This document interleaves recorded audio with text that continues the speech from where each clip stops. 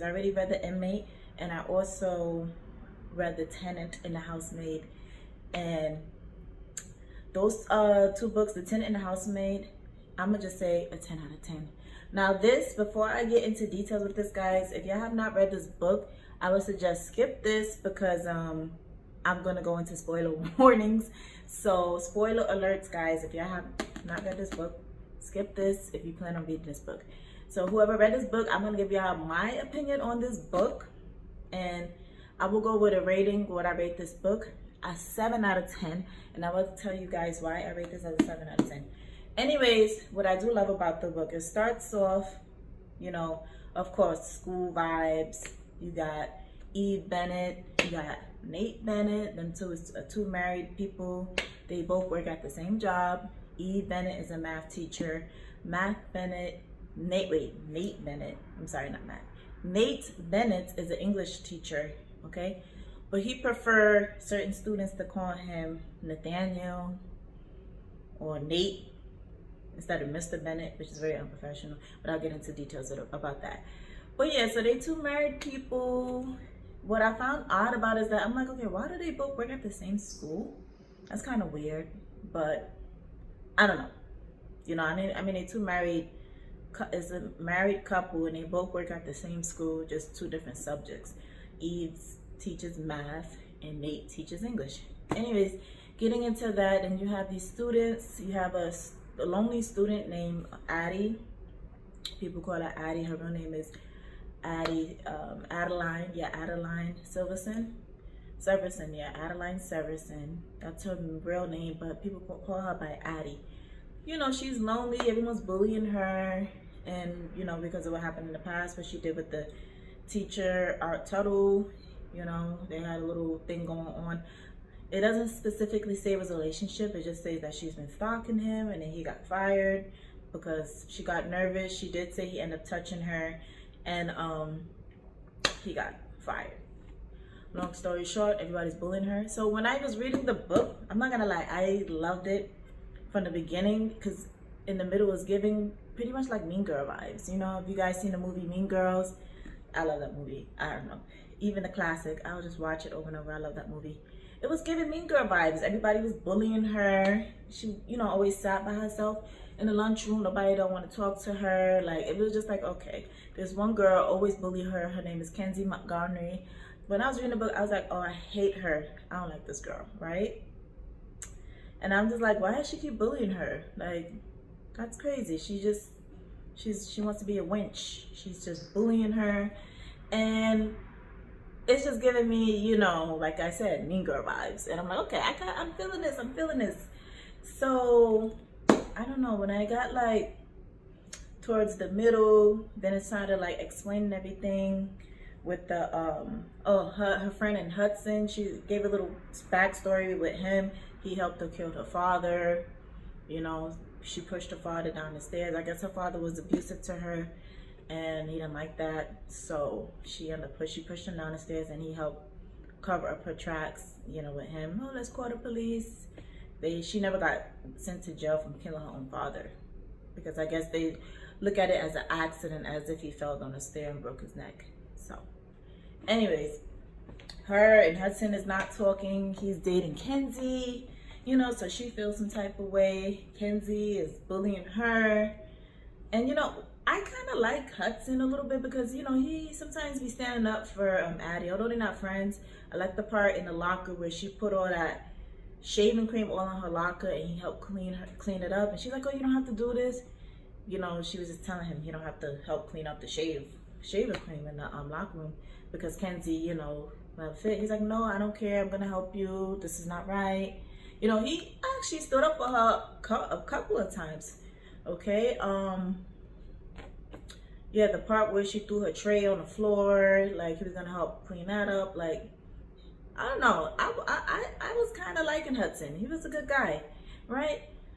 And then when it gets like to the very end, I'm like, wow, I thought this book was over.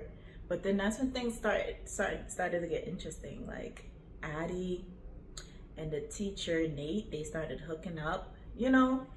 Mind you, she's 16 years old. This teacher is almost damn near 40, okay? So they hooking up and stuff. He talking about, oh, he gonna put her in a poetry magazine. He like her poems. And another girl named Lotus, she was in a group where they was at poetry magazine thing.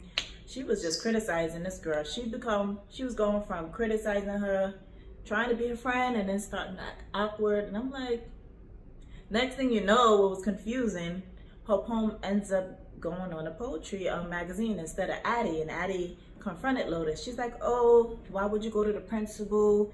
Lotus was like, I didn't do that. The teacher, Mr. Bennett, I guess he liked my poem and he wanted to put my poem on a poetry magazine. But she felt some type of way because he promised he was going to put Addie's poem on the magazine. And she was just like, what's going on? You know, after they made love in this dark room. And every time, when class was over, they would meet up in this dark room and, make love. It was kind of weird. And I'm like, Then he'll go back home to his wife. Mind you, him and his wife wasn't even having intercourse. She was sleeping with the shoe guy, you know what I'm saying? So she'll go to the store. Oh, there's this one part in the book that I really love, which is cute. Well, I don't think it was cute. It was kind of funny. But when I read in the beginning, when she first went into the shoe store, right? She was looking at these pair of shoes, right? And then she was like thinking to herself, oh, they're so expensive. I don't know if I can afford them, right? So I don't know. She saw someone walk through the alarm system. She was about to go through the alarm system and steal those shoes. When I read that, I was like, yo, this girl, she's crazy. This lady, she crazy. She already a thief. She trying to steal some expensive shoes. And then when the lady went through the alarm system, she changed her mind and put the shoes back. Can you imagine she would have went through that alarm and she would have got, locked up or something, but stealing shoes? Crazy. Okay, that was from the beginning of the book. But going into the part with Nate and Addie. Meanwhile, Eve is sleeping with the shoe guy behind her husband's back. So it's a lot of infidelity and lies going on, this deception, people not being true to themselves. A lot of lies going on, infidelity. So yeah, crazy. What makes me a little bit interesting is that I literally thought Eve was dead, because when I got to the end of the book, I thought, okay, yeah, Addie hit her with the frying pan. I already knew she wasn't dead. She just got knocked out. But when I seen that Nate choked her to death, I thought Eve was gone, right? But no, that shocked me when I found out she was never dead. So like at the end though, the book, what I loved how she was never dead and Jay was helping her out. And then I know a lot of people say, okay, so wait, before I get to the epilogue, let me continue, because you guys are gonna find why I rated this book a 7 out of 10. So I did love the fact that she did buried Nate. Let's talk about Nate, the teacher, Mr. Bennett. Something was fishy about him, because he kept telling Addie to like deny everything and all this stuff. I didn't like the fact he left her digging in the grave, digging up his wife, basically burying her, and then he just left off, and I'm just like, who does that, right? He left off. Who does that? He ends up telling the police, he trying to throw her under the bus. Basically, he was throwing her under the bus, saying, oh, you need to check up on her. She was stalking her and all this. She was stalking us. He was basically, like I said again, throwing Addie under the bus, and it's like, wow, after you done got what you wanted, you really had intercourse with this young girl, now you throwing her under the bus so you can be set free? Come on, right? That alone, I didn't like that about him. So what's interesting is that he kept seeing random shoes showing up in his house, right? Come to find out, when he went back to the grave, he thinking, oh, maybe his wife is dead. He actually went back over there to where he dug the hole up and buried her, and she was never there. Someone clocks him in the head, right? Turns out the person to clock him in the head was Eve, right? And he was like, whoa. So she ended up burying him alive. And I love, that's the most part I love about the book. She ended up burying him alive in the dirt. And guys, when y'all read that part, y'all gonna be like, okay, I see why. Okay, yeah. That, I loved it. I was like, oh my gosh, this book is so good. Right? All this saying that and come to find out, he's the same guy. The girl that was bullying Addie, Kenzie Montgomery, he slept with her. So that's why she was bullying Addie, because she felt some type of way, you know, because I guess his interest wasn't for Kenzie anymore. It was for Addie. So he felt some type of way. I mean, she felt some type of way. She felt some type of way, right? So all of a sudden, Kenzie Montgomery want to be friends with Addie. She shows up to her house and want to be friends with her. That's kind of odd, right? That's fake. Because she was a victim of the teacher, Mr. Bennett. I kind of think Lotus, he was messing around with Lotus, because why else would he want to put her poem on the poetry magazine? And then he had other students he was messing around with.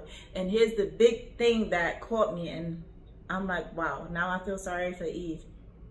She was the first person that he messed around with, and she was 15. You get what I'm saying? So he wrote the poem to her. That same poem he wrote to her, he wrote to every single young girl that he ever messed with. So like think about it. That's lame, right? You met your wife. She was 15 years old when you met her, right? So she's a victim too, because it started with her, and then she married you, you know, because you're years older than her, but she probably married you when she got a little bit older, because she was 15 at the time, but she was still messing around with you. You was her teacher. Okay, so then you're like, what the heck? So she's a victim too? And then she ended up marrying him?